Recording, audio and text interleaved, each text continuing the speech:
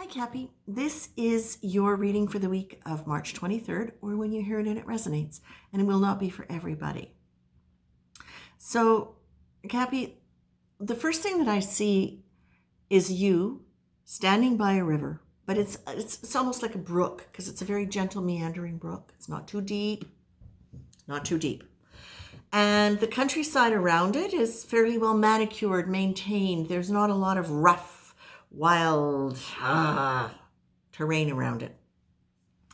And you, even though I'm seeing you as an adult, what I'm feeling is you are a child, that you are dealing with the mantle of childhood that is still with you. And the hat that goes along with that is a paper hat that's cut in a way that almost looks like, it's a sailor's hat like this, but then you take it off and you put it into the brook. And this gentle rhythm of the brook just carries it away, and you can watch it meandering down through this very gentle terrain. Now, what does that mean? When I was really asking for clarity on this and trying to pull it together with the energy that I'm feeling and the cards that came up directly after that image, you get the fear card. And fear is a prayer for what we don't want. That's what it says in A Course in Miracles. But what I find is interesting in this case is that as an adult, you're wearing the hat of a child. Something that you've created, that you've put together. You've created this hat and you're wearing this hat.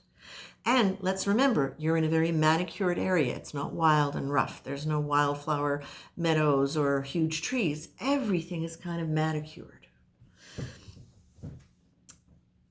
When you take this hat off, what this feels to me is you are deliberately changing your emotional identity, where you are allowing yourself to move, and you're being able to understand that some of the choices that you made in how to live your emotional life was based on some old childhood energy and experiences that did not leave you feeling confident. So you were only able to create this much of an emotional hat for yourself to wear. You could only present this much of yourself emotionally. And Cappy, that's something that's true for many of us, I think, as we're learning to expand and move forward.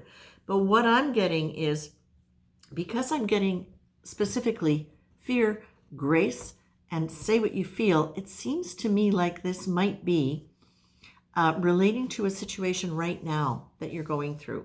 And it might not even be a conflict or anything that you're going through, but it might be you looking at the structure of your relationships that you have managed and maintained. You had your little hat, everything was all organized, everything was neat and clean. But now what you're realizing is, as you get in touch with who you are and having more confidence in yourself, as you're leaning into the understanding that you are more than your personality, that you have got ample room to grow into being more self-aware, more emotionally in touch, more connected to yourself inward, that you now are in this position where you can take a chance on saying what you feel, that you are no longer feeling as though you have to not just maintain the relationships that you have, but maintain all of the terrain around that relationship. Anything that could touch that relationship. This is you being able to now realize that, fear is a contracted energy, and we may not define it as actual fear when we're experiencing it or when we're being motivated by it. It can be overthinking, it can be overanalyzing, it can be just obsessed with detail. You got to remember, Cappy, you are an earth sign. So in polarity, which is the main modality I'm trained in, we look at the earth element having a polarity between the two emotions of fear and courage. So it's really, really normal for earth signs to gravitate towards fear because we're earth elements. So we're used to, there's a feeling quality to fear that goes along with that earthy quality. And that is the idea of bringing things into cohesion in a way where things materialize. We build, earth signs build things. The thing is, though, we are building, but we're also shaping with our bodies. Our thoughts and our feelings shape our bodies naturally, especially with the earth signs, because we are earth. So when we are looking at fear in our lives, very often what we'll look at is how that has shaped our ego in a way that prevents us from being able to really believe that it's safe to say what we feel. And so oftentimes what earth signs can do is they will kind of bury their feelings in their bodies. And it can take them a while to get out of that, because as they do that, they structure their lives around that. And earth signs, they do like structure. They do like formula. They like that repetitive quality. So what you're being told, Cappy, is this is really a very profound time for you. If you are dealing with something where you are afraid of rocking the boat or creating a situation that might end something you're not sure you want to end, or, that just say one wrong thing and the whole thing's gone. Well, you know what? If one wrong thing and the whole thing's gone, maybe it should be. Didn't know I was going to say that. Maybe somebody needed to hear it. And that being said, what you're being told is, well, this is me, not them. Not that they would argue, I'm sure. But be safe, obviously. If you're in any situation where stating your truth could put you in danger, then you need to make sure you've got security in place so that you are safe. That's just absolutely natural, normal, should always be number one priority. But beyond that, Cappy, what you're really being told is, okay, thank you. At the beginning, I also saw lots of shades of beautiful blues. And again, that makes me think of water. And then, of course, I saw the brook, or the little tiny river. But more than that, Cappy, what they're saying is, yeah, thank you. You can be overgrounded. Thank you, thank you, thank you. Whenever an element is out of balance, whatever our element is, we will have strengths. We will have tendency to have strengths in that element, but we will also often manifest our weaknesses in that, right? It's part of how we learn how to manage our energies in an expansive, grounded yet expansive way. But earth energy can become so grounded that sometimes it just gets stuck. And that can be expressed through fear of change. That can be expressed through physical stagnation in the body. That can be expressed through living in structures that you've created that you don't want to be in, that then put more pressure on you than what actually feels good. It's no longer supportive. It's become a cage. So you're being told your way through this is, as grounded as you are, please remember that you've got other things going on for you. You have higher emotional intelligence, Capricorn. You have got it. And you've been doing a lot of work to get through some of the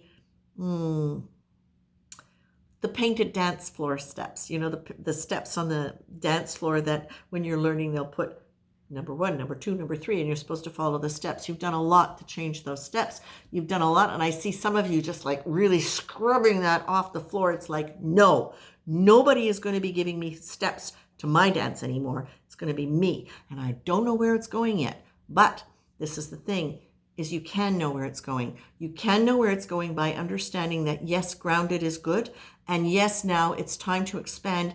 And what they're saying is, please stay in touch. Start making choices. Start making choices in ways that are not really frightening or challenging, just to kind of exercise that choice muscle and see what it feels like to speak truth according to what you are feeling in the moment. Start exploring some of that energy. You've also got, you don't have to do it all at once. As soon as you start trying something, you're already doing, and it becomes progressive, okay? Cumulative. And in all of this, you are being told you can lean into grace, and you are being asked to lean into grace. Okay? It is the idea that it is a calm, loving, secure, confident presence. It's a divine presence. It's a sacred energy that activates in you because it is part of you. And it is part of all of the things that we see around us, that grace, that quality, that divine presence that unites us all.